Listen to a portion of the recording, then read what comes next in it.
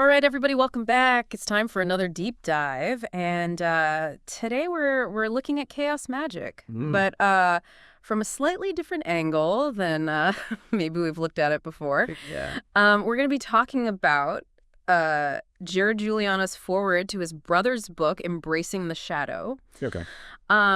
And I think a lot of our listeners, probably most of them, are familiar with Chaos Magick, at least on like a surface level. Yeah. But I really wanted to talk about this foreword because it approaches it from a really interesting, I think, really human perspective. Yeah. That I think we can all learn from, whether we consider ourselves practitioners of Chaos Magick or not. Right. So yeah, that's what we're doing today, and I'm really excited to dive into this. Yeah, you too. One of the things that really jumped out at me at the top here is this idea, and I think this is a core tenet of Chaos Magick in general, right? It's this idea of try, experiment, conclude, repeat. Yeah, and I think that resonates with so many different areas. Like, you could even take that to a scientific method in a way, right? Where you have your hypothesis and you're testing and you see what happens and you try again.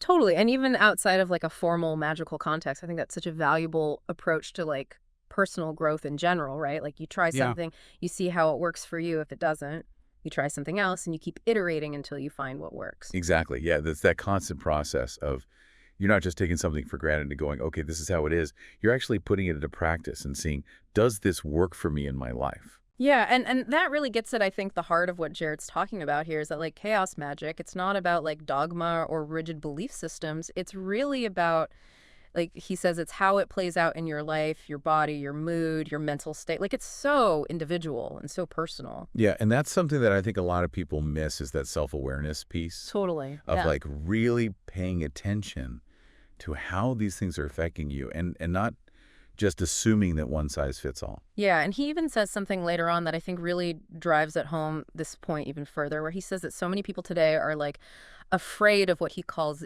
deep thinking. And I see that all the time, right? Like it's so easy to just kind of like scroll through our feeds and kind of like take in information passively, but like how often do we actually sit down and like really question like why we believe the things we believe and how those beliefs are actually shaping our reality? Yeah, and then I think that's where Chaos Magick can be really valuable because it encourages you to constantly question those assumptions. Yeah. And to kind of challenge those established beliefs and explore different perspectives. And that's something that I think is so important, especially in today's world where we're just constantly bombarded with information from all sides. Like having that ability to like step back and critically analyze things and not just accept things at face value is so crucial. And you know, one of the things that I thought was so brilliant about this foreword is the way that Jared uses these really simple analogies to illustrate these really complex ideas. Yeah. And one of them that really stuck with me was he talks about, like, he asks, how does a shirt fit? Mm-hmm. And on the surface, it seems like such a simple question, right? Right. But the more you think about it, the more it reveals this really profound truth about, like, magic and personal growth. And it's that there's no one-size-fits-all approach, right? Like, just like a shirt that fits me perfectly might not fit you at all. Right. The same thing is true for magical practices or spiritual beliefs or really any aspect of personal growth is that, like, what works for one person might not work for another, and that's totally okay. It's about finding what fits for you. Yeah. Exactly. And that's where that experimentation comes back in. Totally. Right. Because you can read all the books and you can listen to all the podcasts you want, but ultimately it comes down to you going out there and trying things and seeing what resonates with you. Yeah, and I think that's something that's easy to lose sight of sometimes, especially when we're first starting out on any kind of path of like self-discovery or spiritual exploration, is that like we can get so caught up in trying to find the right answer or the right way to do things that we forget that like it's really about the journey and about like discovering our own unique paths and like embracing that individuality. Yeah, it's not about finding the one right answer. It's about finding what works for you. Mm-hmm. And he has this other analogy too that I thought was really interesting about the coin, where he's saying like, you know, we can both be looking at the same coin, but our perspective, our interpretations, our history, everything that we bring to that experience is going to shape how we understand that coin. Yeah.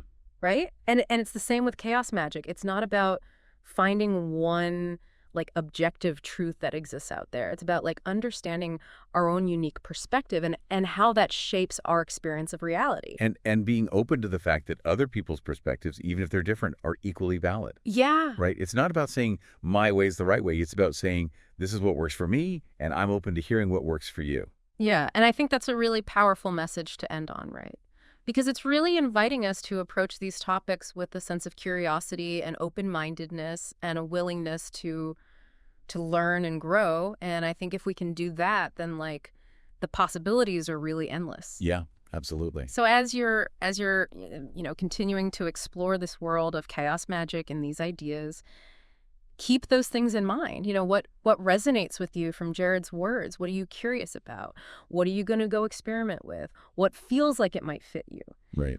Those are things I think worth pondering Yeah. as we wrap up this deep dive. So thanks for joining us, and we'll see you next time. See you next.